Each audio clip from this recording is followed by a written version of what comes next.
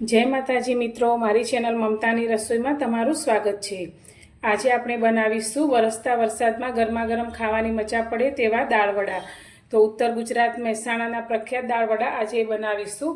तो दाळवड़ा बनाववा माटे अत्यारे मैं मगनी दाळ लीधी छे। तो अत्यारे आपणे पोतरावाળી मगनी दाळ लीधी छे। तो एक बाउलनी अंदर अत्यारे मैं 1 वाटकी मगनी दाळ लीधी छे। ते ज वाटकीना माप प्रमाणे आपणे बीजी 1 वाटकी दाळ लई लईशुं। तो आ 2 वाटकी दाळमांथी तमे 4 व्यक्तिने सर्व करी शको तेटला दाळवड़ा बनीने तैयार थाय छे। हवे आ दाळने आपणे एकवार पाणीथी सारी रीते धोई लईशुं। तो तमे पोतरावाળી दाळनी जग्याए पोतरा वगरनी जे मोगर दाळ आवे छे तेनो उपयोग करीने पण दाळवड़ा बनावी शको छो।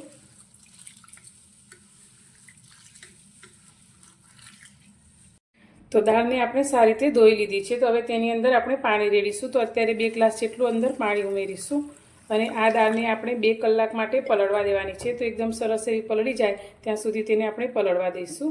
તો ઢાંકી અને તેને આપણે મૂકીશું।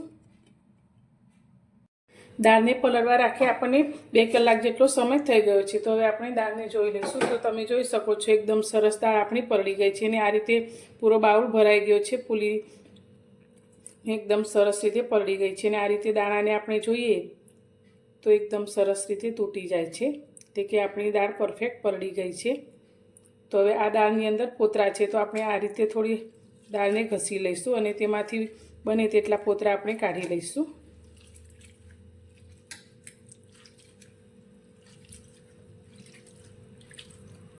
तो दाळमांथी आपणे धोई अने पोतरानो भाग काढी लीधो छे। थोड़ा घणा पोतरा रही जाए तो तेनो कोई वांधो नहीं। हवे आपणे एक मिक्सर जार लई लईशुं अने जारनी अंदर आपणे दाळने लई लईशुं। तो पहेला आपणे तेमां आवी शके तेटली दाळ उमेरीशुं। अत्यारे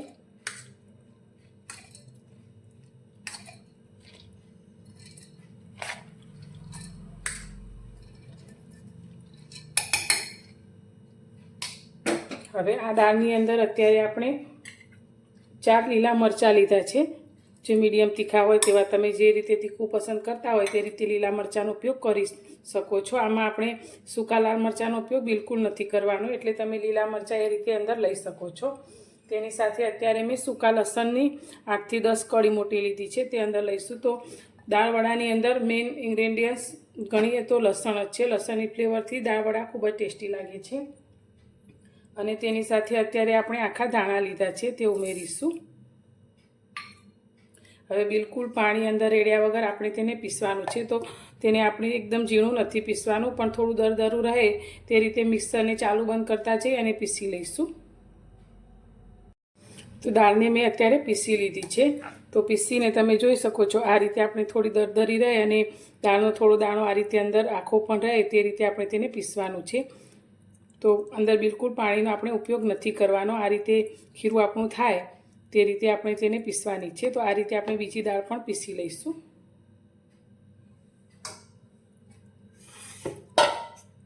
अने मोटा पोळा वासणमां पीसेली दाळने आपणे लई लईशुं।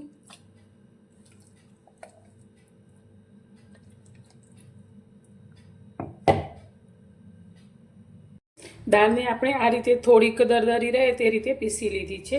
हवे तेनी अंदर अत्यारे आपणे स्वाद प्रमाणे मीठुं एड करीशुं 1 चमची जेटલું। तेनी साथे अत्यारे आपणे थोड़ी अंदर हींग एड करीशुं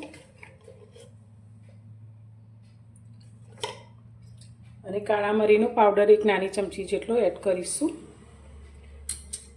अंदर आपणे थोड़ी कोथमीर लईशुं।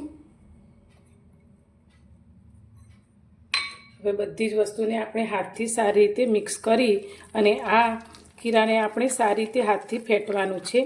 તો લગભગ 4 થી 5 મિનિટ સુધી આપણે આ રીતે એક જ ડાયરેક્શનમાં તેને ફેટતું જવાનું છે।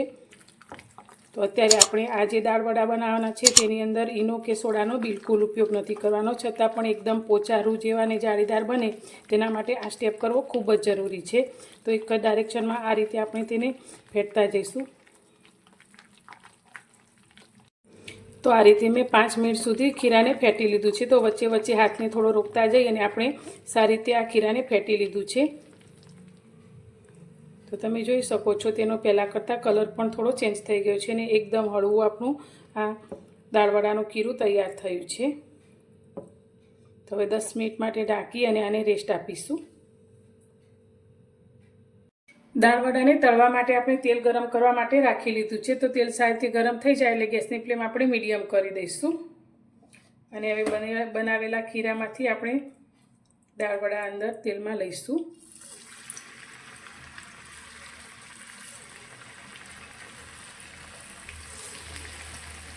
એકવાર જેટલા તેલમાં આવે તે રીતે આપણે અંદર દાળવડા મૂકીશું.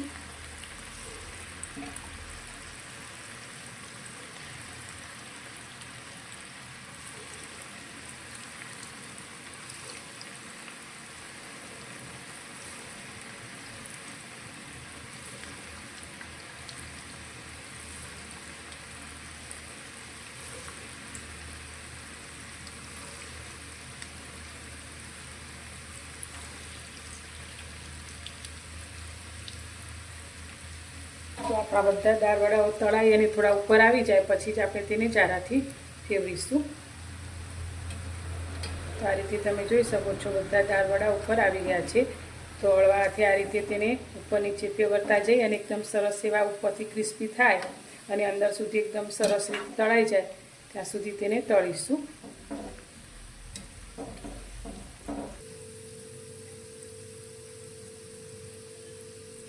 દાળવડાને તળાતા લગભગ 3-4 મિનિટ જેટલો સમય થયો છે અને દાળવડા આપણા એકદમ સરસ રીતે ઉપરથી ક્રિસ્પી થઈ અને તળાઈ ગયા છે. તો હવે તેને આપણે તેલમાંથી બહાર કાઢીશું.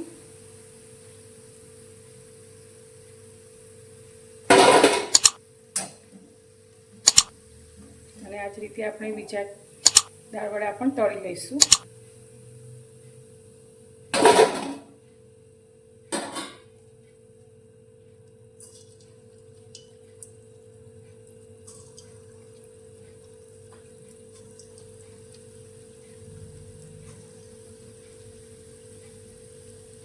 તો મિત્રો તૈયાર છે આપણા ગરમા ગરમ દાળવડા સાથે સમારેલી ડુંગળી, તળેલા મરચાં અને ગરમા ગરમ ચા.